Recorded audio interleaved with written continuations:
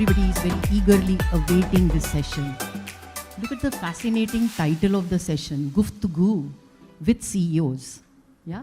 Do you ever get a time to do Guftugoo with CEOs? I think this is luxury.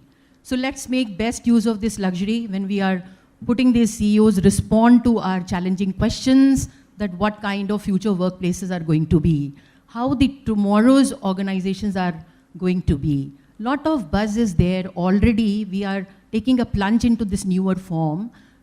Gone are the days when we were talking about that the whole, the business environment will be characterized by digital. Now digital is driving changes. Now digital is a game changer. But can we assume that digital is the destination by itself?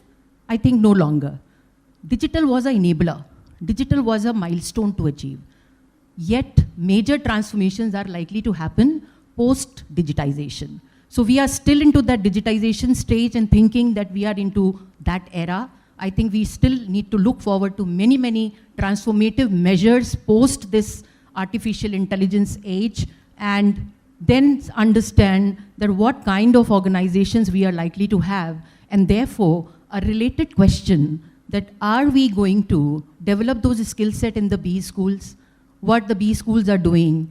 Second question is what the HR fraternity will have a challenge in hand, because this is the kind of need, this is the kind of format ahead. So what kind of competencies, what kind of skill sets, how do we prepare the workforce for the future roles, and defining that is very, very important. So that is my one point. So very quickly what we will do is that we will go ahead to all the panelists here, all the CEOs one by one.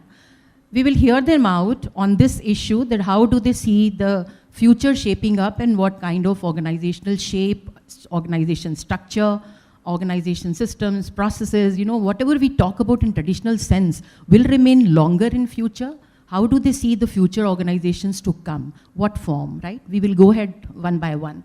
I never worked as a CEO, I worked only as a chairman, madam. I think you should ask first the CEOs. So this is an added advantage. They said that the CEO is not able to do the task, who he will, complain to or put it up to. So I think chairman is here. So therefore we will look at and hear from the chairman. Okay, I'll just go step by step and then we can talk further, because instead of answering all the questions. Fundamentally, the question is, how do you see the workplaces tomorrow? What kind of people you have? These are the questions have been debated and discussed. I come from a very old school thought. I started my career 50 years back, virtually, 71. So my thinking process, where I've gone through, is very different from what you see today. I think fundamentally, I would say one key competence, if you want to say, firstly, are you relevant to the context? Are you adaptable? If you're not relevant to the context and you are not, adaptable and you can't add value, you will not be sitting here. I mean, in any corporate world, in academic world, in civil service or police service. I think firstly, you need to understand. I think somebody was talking to me, one of the members from one of the IIM, saying we're designing a program.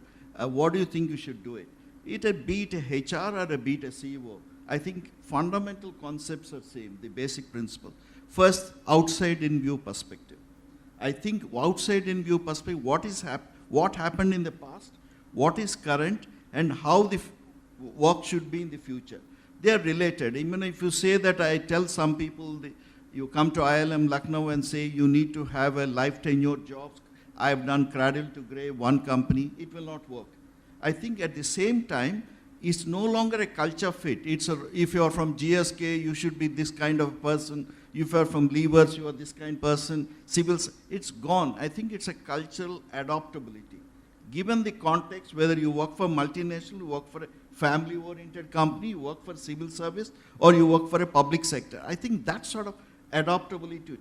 So in order to do that, it's important, we keep talking about the digitalization, artificial intelligence, machine learning and all that, but fundamentally change in the mindset, which is the most important thing. When you want to change in the mindset, the culture you adopt right from your institutions or in the organizations, which makes you comfortable.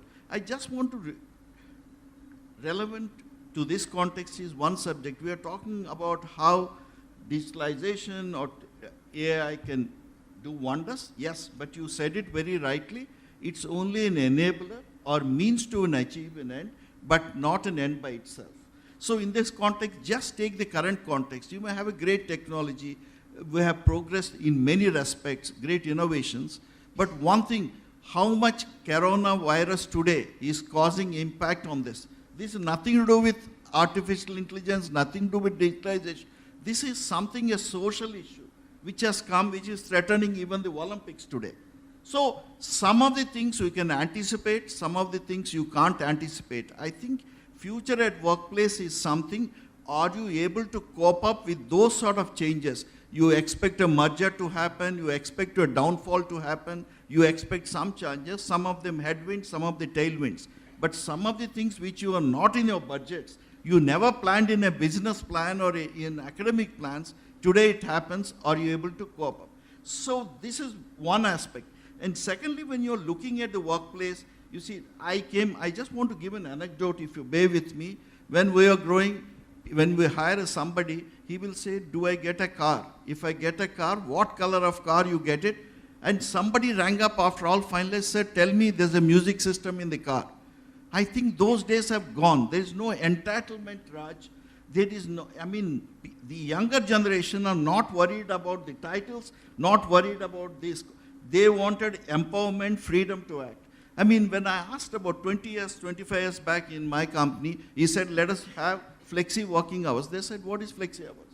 But today is order of the day. So this has to come from the top. That is the culture you need to develop. And secondly, I think, we said different kinds of people. Do you flexible to do full-time jobs? I come associated very closely with the life insurance, healthcare insurance. Today we're talking about gig workforce.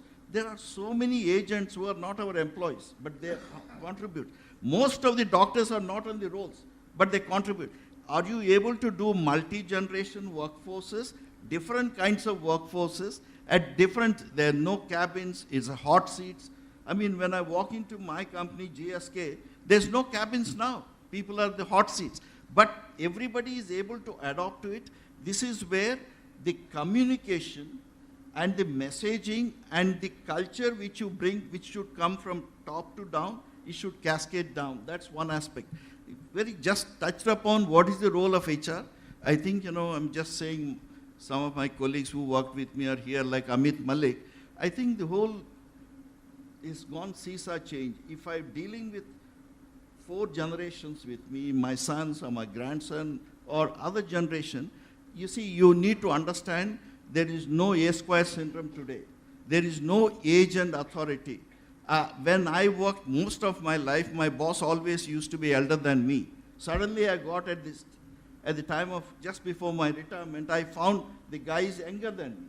I think, this is an adaptation. She was talking about today, a lady office being your manager.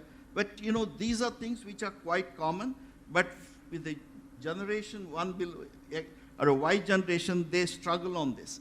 The last bit which I want to say is, how do you, AI is important. At the same time, you're talking about algorithms and you're talking about cognitive ability. Without cognitive ability, you can't do it. But the fact remains, while you maintain high tech, can you maintain high touch? I think that's very important. And last, what is the role? I think we can come back, the role of HR. I think many people have said, how come HR guys cannot become CEOs? This is a question keep asking, a lot of HR guys are there. It's not that you can't become a CEO, your grapes are sour, but the fact remains, you need to decide you want to be a kingmaker or a king. Okay, so this is one way of looking at it. I think somebody said it in earlier, who is the person ultimately whom CEO can depend on it? You are alone at that place. And the person whom he can bank within the structure, within the hierarchy, is only your HR guy.